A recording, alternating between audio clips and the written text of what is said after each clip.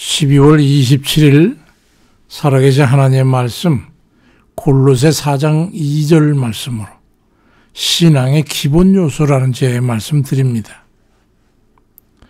우리는 모두 신앙의 기본으로 이제 돌아가야 될 때가 왔습니다. 2002년 한국 축구 국가대표팀 감독으로 히딩크라고 하는 아주 유명한 축구 감독이 있었는데 월드컵이 끝난 후에 기자가 인터뷰를 했을 때에 선수들을 어떻게 훈련했냐고 하는, 무엇에 중점을 두었냐고 하는 그 질문에 기본기를 익히는 것에 치중해서 훈련했더니 성과를 냈다라고 대답한 것이 오늘날의 한국 축구의 기본 훈련 지침이 됐습니다. 손흥민이라는 영국 프리미어리그의 축구 선수가 있지 않습니까?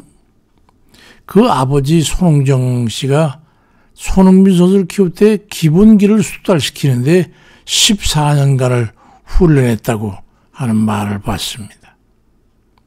우리는 그리스도인으로서 신앙생활에서 가장 중요한 말씀과 기도에 대해서 수도 없이 말씀을 나누면서 듣고 말하고 설명해 왔지만 작금에 와서 의구심이 드는 게 있어요.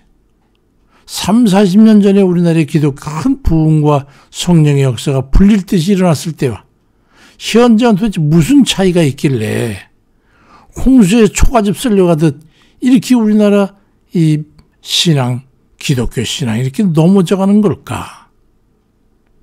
기본이 문제지요. 무엇이 문제일까요? 기본이 문제예요. 기본에서 벗어나 받은 바 축복의 거품 위에 다들 안주하고 있기 때문에 이제는 거기 말씀과 기도에 다 떠나서 있단 말이에요. 기본으로 돌아가야 됩니다. 만약에 그렇지 않으면 우리는 이제 더 이상 희망이 없어요. 이단들이 극성을 부리는 것도 원인은 하나입니다. 그리스도인들이 기본이 갖춰져 있지 않은 그런 이들이 거품 위에 떠있던 이들이 거품 걷어가듯이 그렇게 쓸려가 버린 거예요. 기본이 무엇입니까? 예배와 기도가 무너졌기 때문이지. 말씀과 기도에 소홀히 하는 그리스도인들은 세상 바람과 마귀의 미혹에 넘어질 수밖에 없는 거예요. 그건 당연한 거죠. 특히 흉흉한 이 세상에 기도로 바로 서지 못하면요, 영적 이 약한 마귀 100번 싸워서 100번 패할 수밖에 없는 거예요. 이길 수가 없어요. 육신을 가지고 있는 우리가 지금 무엇으로 그 영적 마귀를 이길 수 있겠어요? 우리 영적 능력을 갖추지 못하면 아주 성령의 권능을 힘입을 수가 없기 때문에 이길 수가 없는 거죠. 우리는 두 가지 기본에 충실해야 합니다. 말씀과 기도입니다. 거기에는 어떤 합리화나 무슨 변명이나 이유나 이게 소용없어요. 말씀을 기반으로 하는 기도 외에는요, 우리는 그 어떤 것으로도 마귀를 이길 승산이 없습니다.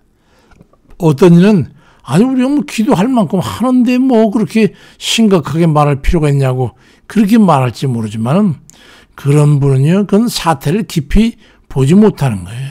실태를 알지 못하는 거예요.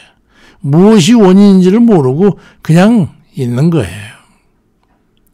만약에 우리가 신앙의 기본으로 다시 수축되지 못하면 우리 신앙이라고 하는 이 건물은 무너지고 말 거예요. 현 상태로 포효하다가 망하는 이들이 부지기수가 될 거예요.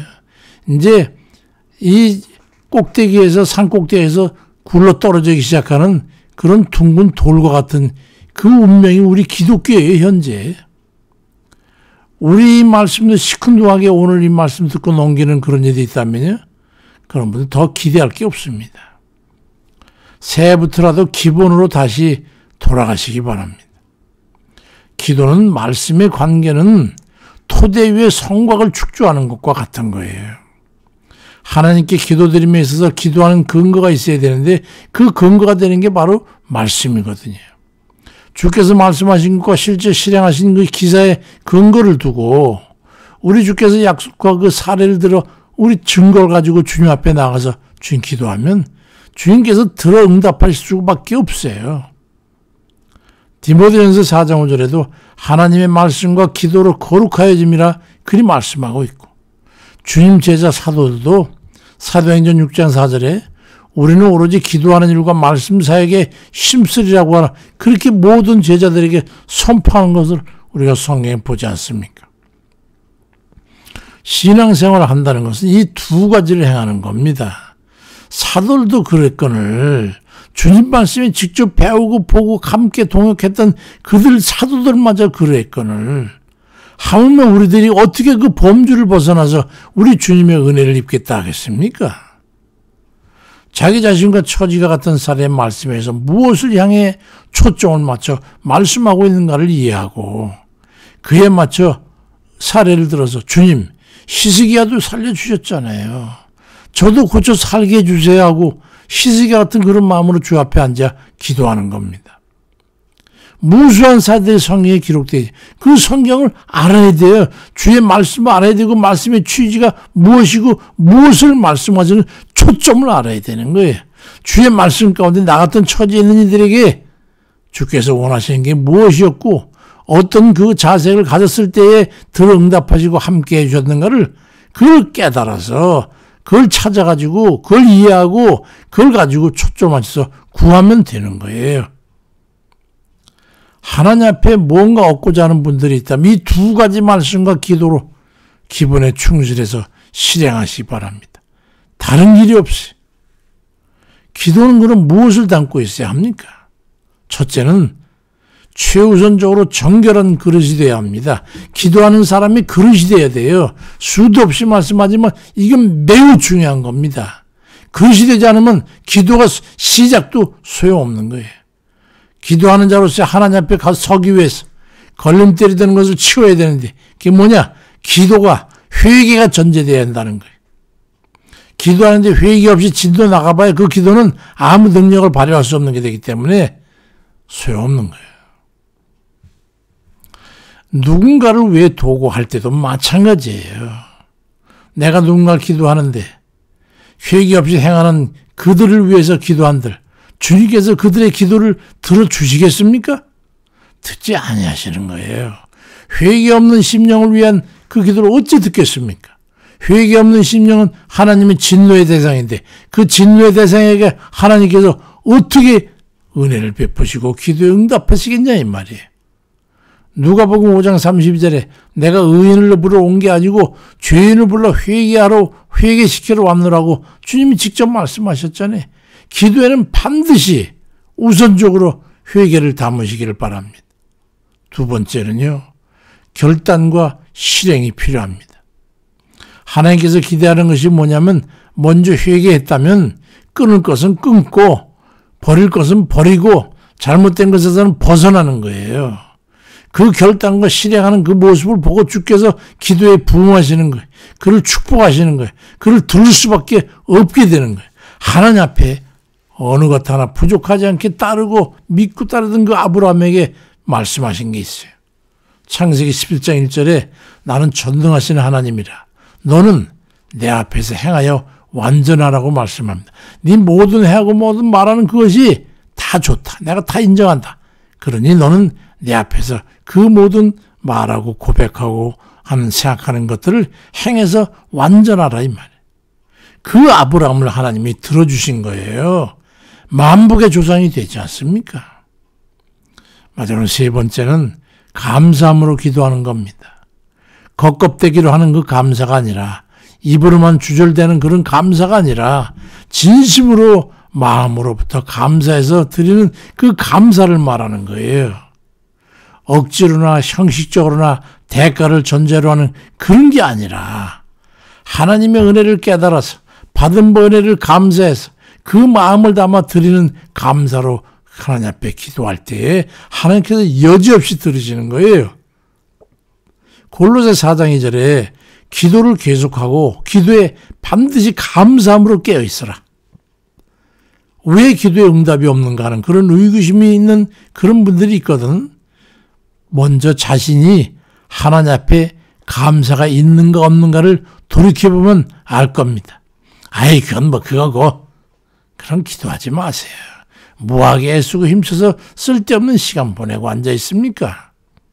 감사의 아까운 마음과 인색감에 손이 떨리거든 내 이 기도는 틀렸구나. 그러고 잠이나 자세요. 그럼 틀림없습니다. 가장 가증스러운 기도가 어떤 것인지 아십니까? 감사가 없는 그 기도입니다.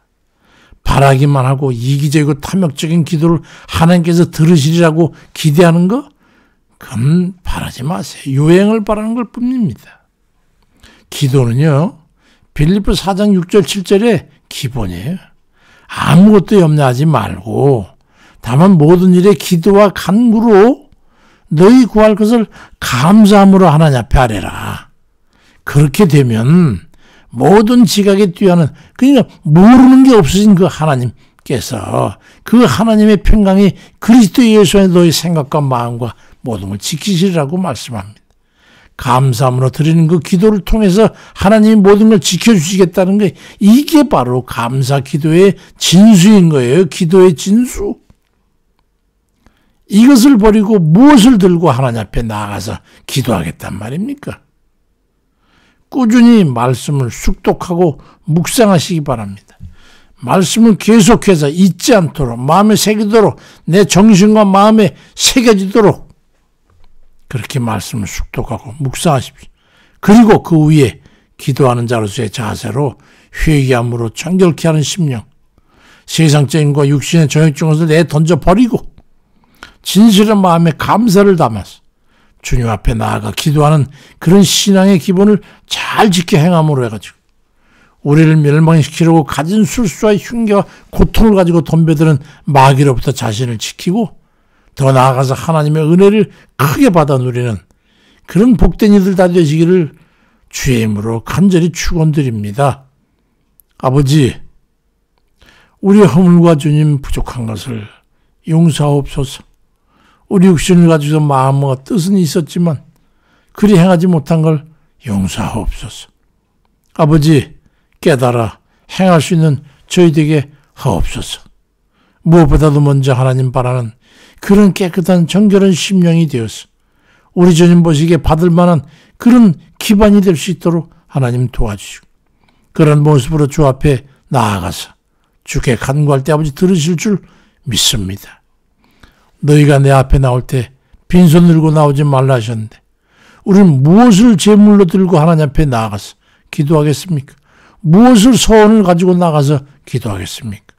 감사하는 마음을 아버지께서 기뻐하신 줄 믿사오니, 아버지, 내가 없으면 하나님 것도 아까운 것인 줄 우리가 생각하고 언제나 충분한 감사를 가지고 하나님 앞에 나아가 기도함으로 해서 아버지께서 기뻐하심을 해서 모든 들어주는 그런 이들 다 할 수 있도록 하나님 도와주세요. 육신이 병고에 시달립니까? 하나님, 그들의 간구를 들어주세요. 먼저 눈물로 회개하는 그 마음을 받아주세요. 그리고 이제 다시 결단하고 이제 아버지 고쳐주시면 이렇게 살겠다고 하는 그의 결단을 보시옵소서. 그리고 주님 주신 은혜 감사해서 드리는 그 기도 간구를 들응답해 주옵소서. 당신 가운데 있어도 감사를 잃지 않는 그 손길을 기억해 주옵소서. 아버지 하나님, 육신이 편치 않아서 아버지 앞에 시마다 때마다 감사를 들고 나가 아버지 앞에 구하는 그 기도를 아버지 들으시옵소서. 아버지 하나님, 또 세상의 일들을 놓고 계획하며 일을 행해나가는 그 손길을 하나님 축복하셔서 아버지, 저가 드리는 손길에 더 많은 것으로 채우셔서 놀라우신 하나님 은혜에 아버지 하나님 앞에 지어 과부의 동전 두 잎같이 아버지는 세리의 아버지 마음에 등 정말 긍휼을 바라는 그 마음으로 드리는 것을 통해 아버지께서 기뻐하시고 저들 마음껏 붙지 않아 보라 하신 그 주의 말씀대로 저에게 마음껏 부어 축복해 주옵소서. 감사를 드리고 예수 그리스도의 이름으로 기도드립니다. 아멘입니다.